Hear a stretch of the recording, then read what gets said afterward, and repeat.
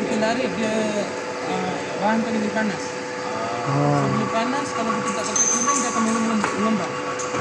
Dia mengembang dia tepat lah ukuran dia. Kalau nak kurang dia tepat pastikan pakai cooling.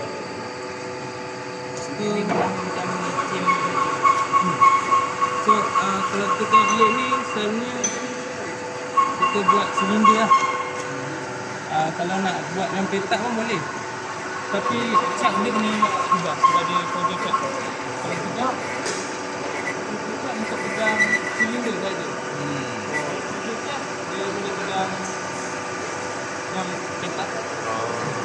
Ini kita akan bentuk dia ada air ni juga. Masa ni? Tak. Jadi nanti kalau nak ubah ke apa lagi kita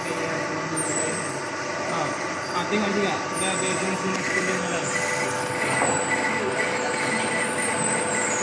So, kalau kita tengok sekarang ni kita tengah buat proses chamfer.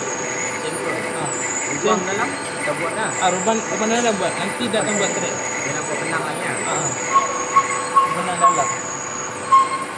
So bila buat benang mesti dengan chamfer lah. Ni hasil lah tu. Ini hasil dia buat. Ni mil. Yang tu sini.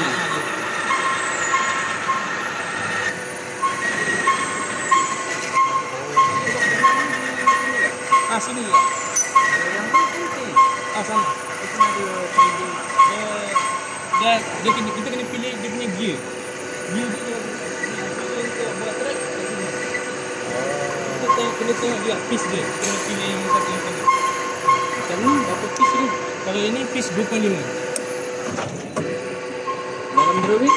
Dalam drawing dia tunjuk encik kita orang untuk taruh 3.0 tapi encik suruh tukar tak 2.5. Satu 25.